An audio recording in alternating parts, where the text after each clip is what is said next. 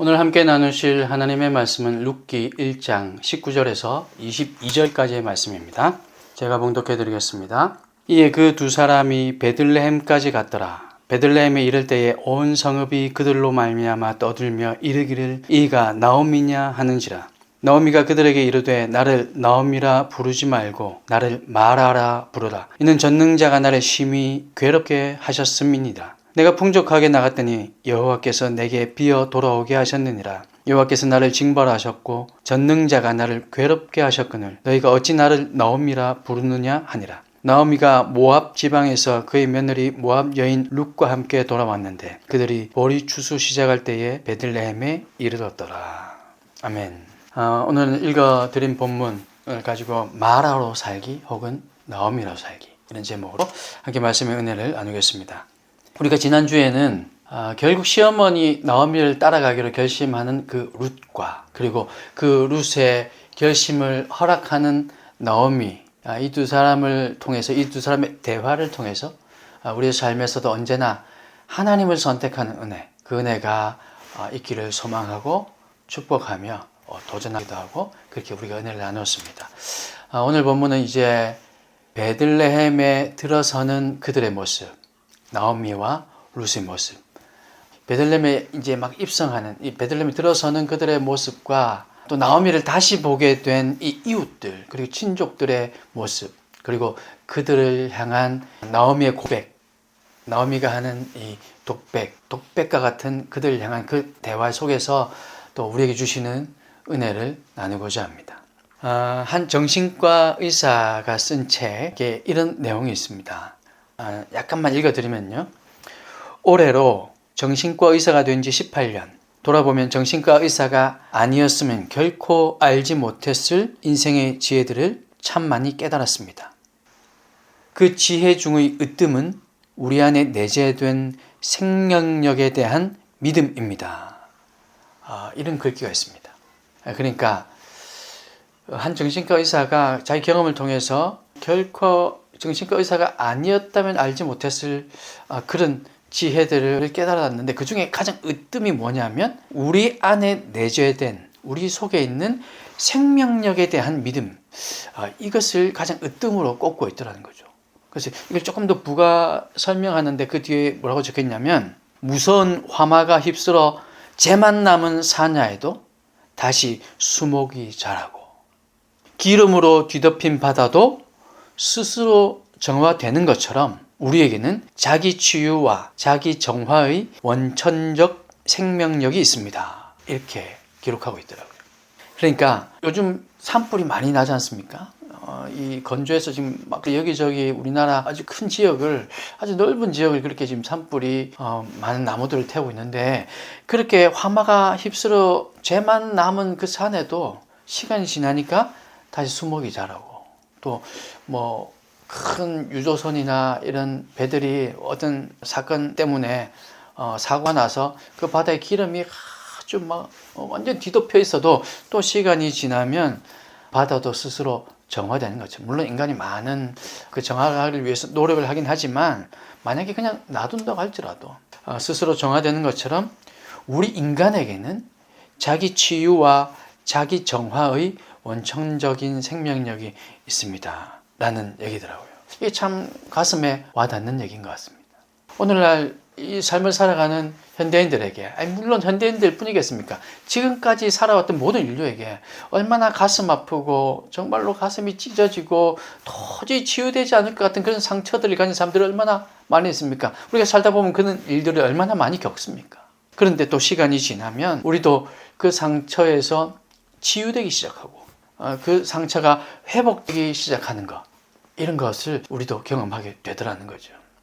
물론 그런 상처가 트라우마로 남아서 또 더 큰 어려움을 겪는 이들도 있지만 또 많은 경우에는 그런 어려움을 겪는 사람들조차도 또 어떤 부분에 있어서는 상처가 일부분 회복되는 것, 우리 속에 그런 능력이 있더라. 어떤 한 의사가 책에서 이런 고백을 했습니다.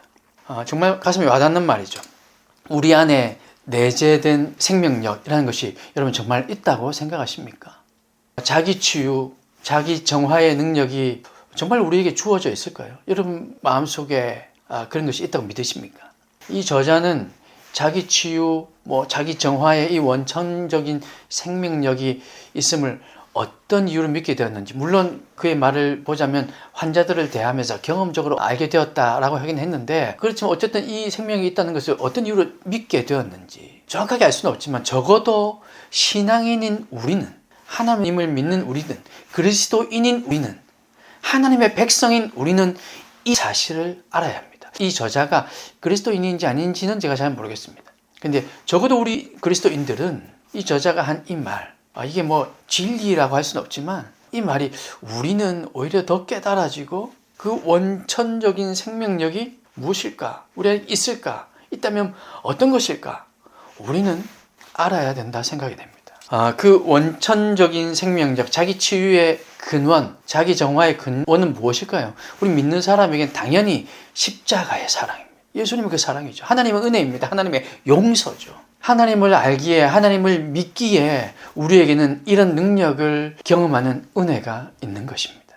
오늘 본문의 주인공인 나오미가 바로 이 사실을 너무나도 잘 보여주고 있습니다. 오늘 본문에서 정말 이 정신과 의사가 얘기했던 마치 이 내용을 그대로 보여주기라도 하는 것처럼 이 내용이 느껴집니다. 나오미의 마음은 지금 갈기갈기 찢어져 있고, 더 이상 남은 것 아무것도 없는 채 정말 빈털터리로 돌아왔지만, 지금 그녀의 마음은 하나님의 사랑으로 인해서, 그녀가 하나님의 자녀라는 것 때문에 치유되고 회복되어 가고 있었습니다. 물론 지금 나오미 스스로는 어쩌면 깨닫지 못하고 있을 수 있습니다. 아니, 그럴 거라고 생각이 됩니다. 지금 당사자는 모르고 있지만, 그러나 이 결론을 다 아는, 룻기의 결론까지를 우리는 다 아는 우리의 입장으로 우리가 읽어갈 때 보기에는, 우리 눈에는 이미 여기서부터 나오미의 치유와 회복이 시작되고 있었다는 거죠. 그래서 그녀의 이름이 나오미일 수밖에 없는 겁니다. 그 이름의 뜻은 기쁨이라는 거죠. 스스로는 아무리 부정하면서 베들레헴 이 성읍 사람들에게 자신을 더 이상 나오미라고 부르지 말고 이제 나를 마라라 부르라, 괴롭다 불러라, 쓰다고 불러라, 이렇게 얘기하지만 결국 나오미는 이름 그대로 기쁨을 회복하여 기쁨의 삶을 살게 됩니다. 그렇다면 나오미가 마라로 살지 않고 나오미로 살 수 있었던 이유는 무엇일까요? 어디에 그 이유가 있을까요? 나오미의 속에 이 아픔들이 다 정화가 되고 치유되는 일이 어떻게 가능할 수 있었을까요? 우리 좀 전에 얘기한 것처럼 지금 자신은 아직 알지 못한다 할지라도 지금 그 속에서 치유가 일어난다고 말할 수 있는 그 근거가 무엇일까요? 우리 오늘 이 비밀을 깨달을 수 있기를 바랍니다. 먼저 19절 말씀을 우리 같이 한 번 더 다시 봤으면 좋겠습니다. 19절 말씀에 이에 그 두 사람이 베들레헴까지 갔더라. 베들레헴에 이를 때에 온 성읍이 그들로 말미암아 떠들며 이르기를 이가 나오미냐 하는지라. 이 19절 말씀을 보니까 드디어 나오미와 룻이 그들이 모압을 떠나서 걸어왔던 그 목적지인 이 베들레헴 성읍에 도착했습니다. 그런데 의도치 않게 이 두 과부가 사람들의 이목을 집중시켰습니다. 당시만 해도 한 마을에 또 한 성읍의 인구가 오늘날처럼 이렇게 많지 않다 보니까 누가 들어오고 누가 나가는지 훤히 아는 상황이기도 했거니와 조용히 얼굴 가리고 걷고 싶었겠지만 결코 숨길 수 없는 낯선 모습. 저기 저 두 사람은 누구지? 못 보던 모습인데? 그 낯선 모습을 성읍 사람들이 발견한 겁니다. 그래서 자세히 보니까 10년 전에 고향을 떠났던 바로 그 나오미가 거기에 서 있는 겁니다. 거기에 걷고 있는 겁니다. 궁금하기도 했을 것이고 반갑기도 했을 겁니다. 여기저기 소문을 내고 그 소문을 듣기 시작합니다. 나오미가 왔대, 나오미가. 10년 전에 떠났던 엘리멜렉의 식구들이 돌아왔대. 아니 그런데 다른 식구들은 안 보이고 나오미는 보이는데 웬 낯선 여인 한 명이랑 같이 걸어오는 것을 누가 봤대. 이런 나오미에 대한 얘기로 온 마을이 떠들썩해졌답니다. 이 떠들썩했다라는 이 단어에는 약간의 대조적인 의미 두 가지가 들어있습니다. 크게 중요한 것은 아니지만 이 떠들썩했다는 것은 긍정적인 의미도 있고 부정적인 의미도 있습니다. 우리가 쉽게 짐작하기로 손가락질 했다. 그들이 나오미가 돌아온 것에 대해서 아이고 잘 살아보겠다고 갔더니만 겨우 저렇게 돌아왔냐 하는 비난도 섞여 있었겠지만, 이게 떠들썩하다는 것은 이 단어 자체는 사실 좋은 의미로 구약에 많이 사용되었습니다. 그러니 해석해 보자면 마치 고향에 내 오랜 고향 친구, 그리고 내 예전부터 알고 있던 그 내 이웃이 사실 보니까 행색이 참 초라하게 돌아오긴 했지만, 아이고 그래도 잘 왔어. 지금 이렇게 얘기해 주고 싶은 거죠. 고생 많았겠구나. 아이고 그 말 들어보나 안 들어보나 정말 고생 많이 했을 것 같은데 괜찮아. 뭐 아무 말도 필요 없어. 잘 왔어. 지금 이런 분위기도 충분히 여기서 느껴집니다. 아무튼 그렇게 떠들썩했습니다. 나오미의 입장에서는 조용히 돌아와서 여기서 다시 살고 싶었겠지만 현실은 그렇지 않았습니다. 그런데 성읍 사람들의 이 관심은 적어도 나오미를 아직 기억하고 있었다는 긍정적인 의미로도 생각해 볼 수 있는 거죠. 10년 정도면 아마 우리가 생각해봐도 대체로 잊지 않고 기억하고 있었겠지만, 만약에 혹시라도 나오미를 잊었다면 어쩌면 그것도 문제가 될 겁니다. 아무도 관심을 가지지 않았을 것이고, 오히려 손가락질하면 저게 누구냐? 왜 저 모르는 사람이 우리 성읍에 들어와서 저렇게 살려고 하는 것이냐? 이것도 문제가 됐을 것이고, 나오미의 삶을 회복하는데 현실적으로 얘기하자면 먹고 사는데 오히려 걸림돌이 됐을 겁니다. 그렇다 해도 적어도 지금 이들의 관심은 나오미의 마음에 더 큰 부담이 되었고, 이게 긍정적인 관심이든 부정적인 비난이든 무엇이 되었든 간에 나오미에게는 부담이 되었고 오히려 아픈 마음을 더욱 찌르는 것처럼 여겨졌습니다. 어떻게 우리가 그 사실을 알 수 있습니까? 20절 말씀을 한번 보겠습니다. 20절 말씀을 보면요, 나오미가 그들에게 이르되 나를 나오미라 부르지 말고 나를 마라라 부르라. 이는 전능자가 나를 심히 괴롭게 하셨음이니라.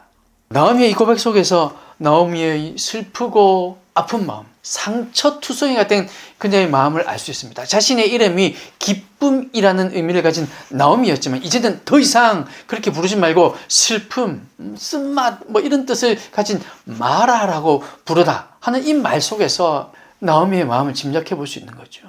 자신의 현실을 지금 인정하고 있는 겁니다. 지금 사람들의 관심의 대상이 된 자신의 모습을 자기 스스로도 지금 객관적으로 보고 있다는 겁니다.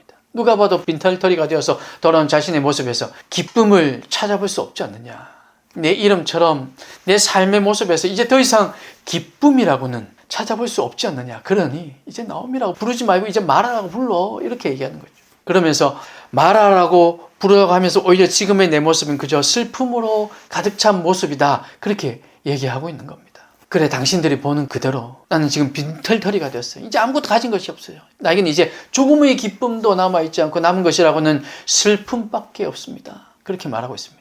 그래서 그 말이 또 21절에도 이어집니다. 21절 말씀 볼까요? 내가 풍족하게 나갔더니 여호와께서 내게 비어 돌아오게 하셨느니라. 여호와께서 나를 징벌하셨고 전능자가 나를 괴롭게 하셨거늘 너희가 어찌 나를 나오미라 부르느냐 하니라. 나 이제 더 이상 나오미가 아니야. 마라야 라고 얘기하는 이 나오미의 모습이 너무너무 처량해 보입니다. 그러나 우리는 나오미의 이 고백에 주목해야 합니다. 분명 슬픔에 빠져있는 모습인 것은 분명하지만 그 말 속에는, 이 나오미의 이 말 속에는 자신의 현실적인 모습을 정확하게 보고 있는 것뿐만 아니라 제가 좀 전에 서두에서 말씀드린 회복의 조건, 자기 치유의 시작, 회복의 출발점이 지금 이 나오미의 고백 속에 들어있기 때문입니다. 나오미 속에서 지금 자연치유가 일어나기 시작했다는 겁니다. 물론 이 자연치유라는 것은 하나님의 은혜에 바탕한 치유입니다. 지금 누군가가 막 만져주고 기도해주고 뭐 어떤 그런 게 아니잖아요. 나오미 속에서 하나님의 사랑으로 인해서 나오미 속에서 지금 이 치유가 지금 일어나고 있고 회복이 일어나고 있다는 겁니다. 죄만 남았던 그 마음에 지금 수목이 다시 자라가기 시작했다는 거죠. 누군가 지금 묘목을 심었다는 겁니다. 기름으로 뒤덮인 그 바다였지만 다시 생명이 살 수 있는 생명의 바다로 회복되어 가기 시작했다는 말입니다. 물론 이 말은 룻기의 결말을 우리가 알고 있기에 할 수 있는 얘기인 것은 맞습니다. 결국 나오미는 하나님의 은혜로 생계도 이어가고 무너졌던 가문도 일으키고 며느리 룻을 통해서 손주도 보게 되고 그 손주가 바로 다윗의 할아버지가 되는 놀라운 일이 일어난 것입니다. 물론 당신은 다윗의 할아버지인지 누군지 알 수 없었지만 손주를 볼 수 있었다는 이 사실만으로도 나오미에게는 대단한 기쁨인 것이죠. 바로 이 시작이 지금 나오미의 이 고백에서 비롯되었다는 의미입니다. 왜 그럴까요? 하나님께서 나오미를 회복시키셨는데 어떻게 그럴 수 있었을까요? 도대체 하나님께서 나오미의 어떤 점을 보시고 나오미에게 지금 이런 복을 허락하신 걸까요?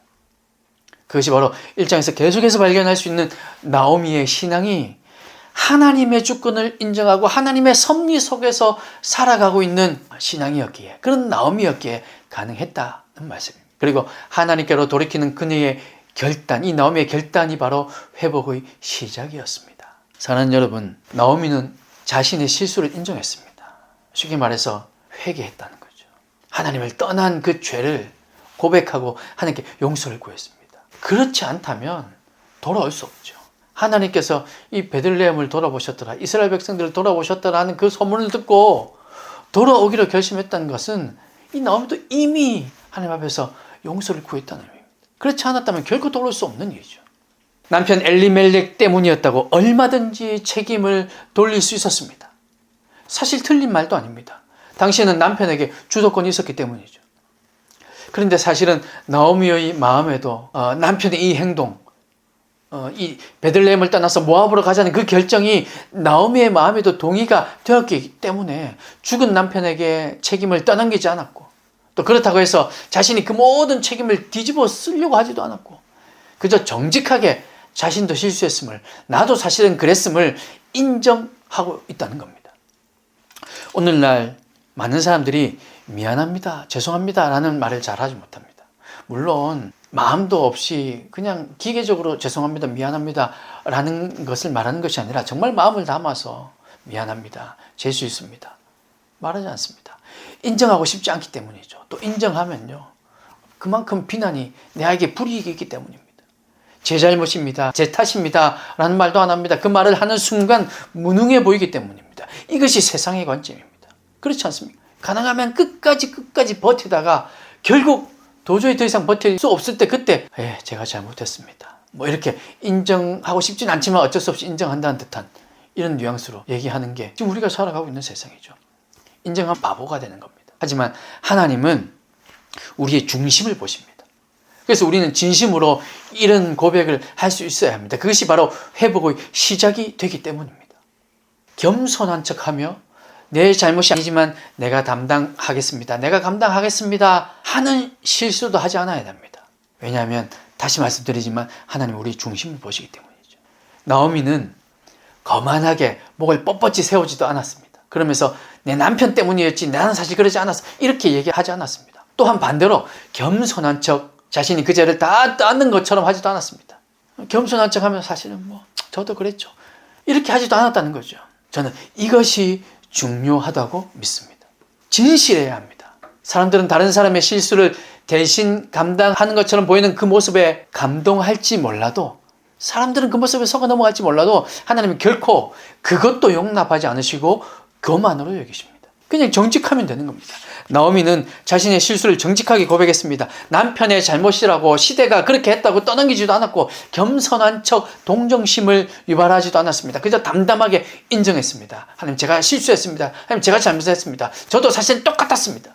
하나님의 주권을 믿기에, 하나님의 섭리를 믿기에 있는 그대로 고백하고 인정한 것입니다.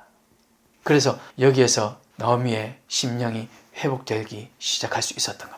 여러분, 나오미의 이 마음은요, 우리 지난주에도 한번 짧게 말씀드렸지만 결국은 그의 후손에게 흘러갑니다. 아니 그러면 점점 나오미의 아들, 또 나오미의 손주, 증손주 점점 내려갈수록 그럼 점점 착해져야지. 물론 그렇지 않죠. 그 가운데는 또 악한 후손이 나오고 말 안 듣는 자녀들이 나오기도 하지만, 그러나 나오미의 이 정직한 마음, 이 겸손한 마음, 이렇게 솔직한 마음을 본받는 후손도 있더라는 겁니다. 그럼 그게 누굽니까? 다윗이잖아요. 다윗의 이런 심성은 그의 고조할머니 이 나오미에게서, 그리고 정조할머니 룻에게서, 그의 할아버지에게로, 그의 아버지에게로 흘러 내려와서 다윗에게까지 이르렀을 것이라 생각이 됩니다. 여러분 아시는 것처럼 다윗은 바세바 사건으로 인해서 하나님 앞에 죄를 짓습니다. 그뿐만 아니라 바세바의 남편 우리아도 죽이는 살인죄까지 짓습니다. 그때 나단 선지자가 와서 그 죄를 지적했을 때 다윗은 어떻게 했습니까? 그대로 인정했습니다. 나오미의 모습과 다를 바가 없잖아요. 동정심을 구하지도 않았고, 내가 왕인데 그 정도도 못해 라고 하지도 않았습니다. 그 자리에서 무릎 꿇었습니다. 다윗은 이것뿐만 아닙니다. 다윗이 자기 아들 압살롬이 반역해서 다윗이 도망갈 때, 예루살렘 떠나서 다윗이 어쩔 수 없이 도망갈 때, 그때 시므이라는 사람이 막 다윗을 저주합니다. 네가 그럴 줄 알았다. 네가 그렇게 사울의 집안을 그렇게 망하게 하더니 그럴 줄 알았다. 막 저주한 그때 다윗의 그 장수 가운데 하나, 부하 가운데 하나, 아비새가 제가 가서 그냥 한 칼에 죽여버릴까요? 아니, 그러지 마라. 저 시므이가 저주하는 거 저거 하나님 뜻인지 어떻게 하느냐. 그러면서 그의 저주를 또 겸허하게 또 받아들입니다. 마치 그것이 하나님의 뜻이냐. 그동안 나의 잘못을 자기가 다윗 자신의 잘못을 그렇게 돌아보는 것처럼 그렇게 있는 그대로 인정하는 그 다윗의 모습이 어디에서 왔을까요? 바로 이 나오미의 모습이 아닐까 생각됩니다. 여러분, 이것이 바로 회복의 출발점임을 믿으시기 바랍니다. 나오미가 바로 여기에서 회복되기 시작했고, 다윗이 나단의 그 질책에 그대로 인정하기 시작할 때 회복되기 시작했고, 시므의 그 저주를 그냥 그대로 감당할 때 압살롬의 그 반역도 회복되기 시작했던 것입니다. 어느 누구나 실수합니다. 실수 없이 사는 사람 단 한 명도 없습니다. 그러나 그 실수를 통해서 하나님께로 돌이키는 사람은 많지 않습니다. 슬픔이 변하여 기쁨이 되게 하는 사람은 소수의 사람이더라는 겁니다. 쉽지 않은 얘기죠. 그럴 수밖에 없는 것은 인정하지 않는 모습 때문입니다. 다른 사람을 탓하기도 하고 세상을 탓하기도 하고 내 운이 없었다고 하기도 하고 심지어는 하나님을 탓하기도 하는 것이 보통 사람의 모습이기 때문입니다. 그러나 그 심령에 믿음이 들어가면 달라집니다. 그 심령에 예수님의 사랑이 들어가면 달라집니다. 십자가의 사랑이 들어가면 달라집니다. 회복되기 시작합니다. 치유가 진행됩니다. 하나님을 인정하기 때문에 하나님이 내 삶의 주관자이십니다. 하나님 그 주권을 인정하기 때문에 자신의 실수를 인정하기 때문에 치유가 진행되기 시작하는 거죠. 그러므로 오늘 저와 여러분은 우리의 모습을 하나님 앞에 정직하게 내어놓으시기 바랍니다. 중심을 보시는 하나님, 우리의 삶을 주관하시는 하나님을 믿고 있는 그대로 주님 앞에 나아가면 그때 하나님께서 치유를 시작하시고 회복을 시작하시는 줄 여러분 믿으시고 정직하게 인정하는 저와 여러분이 되시기를 주님의 이름으로 축복합니다. 또 한 가지 이 회복과 치유가 일어날 수 있었던 이유, 마라가 아닌 나오미로 살아갈 수 있었던 이유는 무엇일까요? 이 본문을 읽으면서, 이 짧은 본문을 읽으면서 제가 또 한 가지 깨달아지는 것, 느껴지는 것은 바로 20절과 21절에서 공통적으로 나오는 한 말씀에서 그 이유를 발견할 수 있었습니다. 20절과 21절을 다시 한번 보겠습니다. 나오미가 그들에게 이르되 나를 나오미라 부르지 말고 나를 마라라 부르라. 이는 전능자가 나를 심히 괴롭게 하셨습니다. 여러분, 괴롭게 하셨습니다. 여기 주목해 보십시오. 그리고 또 21절, 내가 풍족하게 나갔더니 여호와께서 내게 비어 돌아오게 하셨느니라. 여호와께서 나를 징벌하셨고 전능자가 나를 괴롭게 하셨거늘. 여기도 괴롭게 하셨다. 내가 어찌 나를 나오미라 부르느냐 하니라. 바로 괴롭게 하셨다라는 말씀입니다. 나오미의 지금 이 고백은 얼핏 들으면 하나님에 대한 원망으로 들릴 수 있습니다. 하나님 때문에 이렇게 빈털터리가 된 거 아닙니까? 하면서 하나님께서 나를 치셨기 때문에 이렇게 된 거 아닙니까? 라고 말하는 것 같기도 합니다. 하지만 나오미는 지금 그런 의미로 말하고 있지 않습니다. 나오미는 하나님께서 자신을 괴롭히신 이유를 하나님께서 괴롭히셨다, 괴롭히다라는 단어를 썼는데 그 이유를 징벌이라고 이해하고 있습니다. 사실 그 비슷한 단어입니다. 근데 이 징벌이라고 얘기하고 있는데 이 징벌이라는 단어는 원래 대답하다, 주시하다, 쳐다보다 이런 의미입니다. 그래서 본문에서는 대답하다, 주시하다 라는 이 원어의 뜻에 전치사가 함께 사용되어서 마치 우리 영어의 수고처럼 반대하여 대답하다 라는 의미를 갖습니다. 그러니까 이 징벌을 반대해서 대답하다 이렇게 해석할 수 있다는 겁니다. 즉 나오미는 자신에게 일어난 이 모든 일이 징벌, 즉 하나님의 대답, 다시 말하면 마치 법정에서 어떤 피고의 진술을 마치 뒤집는 듯한 그 반대 증언을 하는 것처럼 하나님께서 지금 자신이 베들레헴을 떠나 모압으로 간 것에 대해서 그것이 잘못이었음을 증언하는 것으로 여기고 있다는 겁니다. 징벌을 지금 이렇게 우리가 해석하면 됩니다. 이 말을 자신에 대한 징벌이라고 지금 자신을 낮추고 하나님의 주권을 인정하면서 지금 나오미가 표현하고 있는 거죠. 그래서 하나님이 이 징벌, 이 대답, 이 관심이 바로 자신을 괴롭게 하는 것이다라는 거죠. 이 말도 같은 맥락에서의 표현이면서 또 한편으로는 나오미에게 쓴맛을 보여줬다는 의미이기도 합니다. 괴롭게 하셨다라는 이 의미도 상하게 하셨다 상처를 입히셨다, 그런 의미이기에 자신이 나오미라는 이름 대신 생각해낸 바로 그 이름 마라의 의미를 살려서 쓴맛을 보게 하셨다, 이렇게 고백하고 있는 겁니다. 그런데 이 하나님의 관심, 이 하나님의 대답, 이 하나님의 증언, 쓴맛이 나오미를 마라가 아닌 나오미로 계속 살 수 있게 했음을 우리는 기억해야 됩니다. 하나님의 관심과 하나님의 대답, 하나님의 증언, 이 쓴맛이라는 하나님의 괴롭힘. 여러분, 사실 하나님께서 우리 인간을 괴롭힌다, 이거 우리가 사용하지 않는 단어입니다. 하나님께서 사람을 괴롭히다니요. 그런데 상징적으로 쓰이고 있죠. 은유적으로 쓰이고 있습니다. 하나님의 괴롭힘. 이 괴롭힘 때문에 나오미가 마라, 쓴맛, 슬픔으로 살지 않고 원래 자기의 이런 그 뜻대로 기쁨으로 살 수 있게 되었다는 겁니다. 이게 무슨 말일까요? 여러분, 예배를 안 드려도, 헌금을 안 해도, 말씀대로 살지 않아도, 그냥 하나님을 떠나서 막 살아가는 것처럼 그렇게 막 살아도 아무 일이 일어나지 않는 것. 여러분, 이것을 괜찮네, 다행이네, 이렇게 여길 것이 아니라 하나님의 무관심으로 생각해야 된다는 겁니다. 하나님의 무관심은 좀 더 과격하게 표현하면 저주입니다. 그런데 하나님께서 사랑하시는 백성, 하나님께서 정말 기뻐하시는 백성, 하나님의 주권을 인정하며 살고 자신의 실수를 인정하는 하나님의 자녀에게는 하나님께서 관심을 거두지 않으십니다.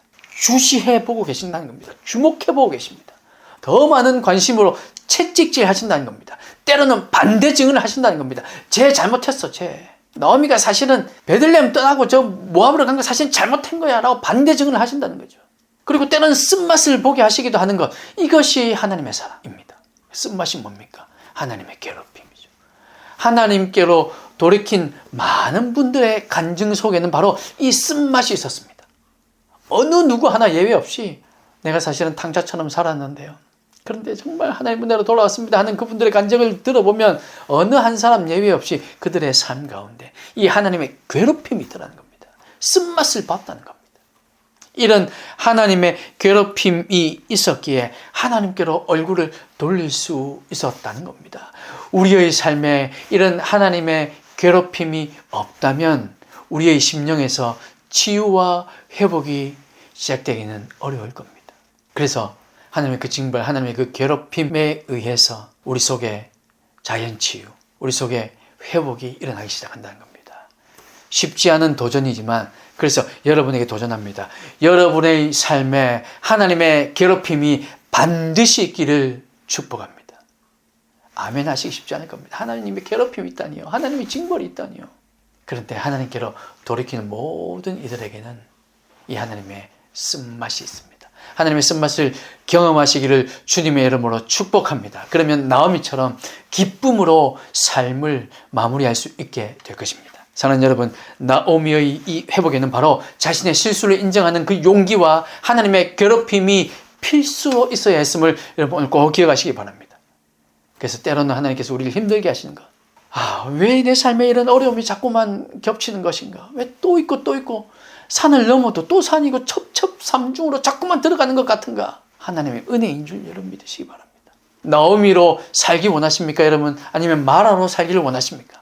어느 누구도 마라로 살기를 원하지 않을 겁니다. 맨날 쓴맛 보며 그렇게 슬픔으로 살기 원하지 않을 겁니다. 하지만 인정하지 않고 하나님의 쓴맛을 경험하지 않는다면 결코 마라의 삶에서 벗어날 수 없게 됩니다.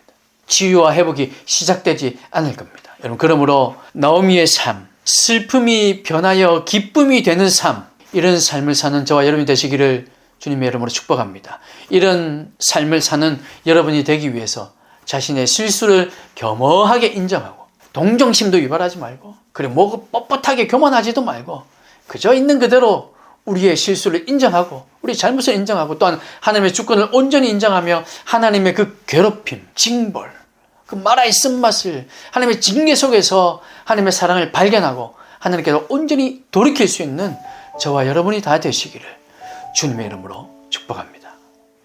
기도하겠습니다.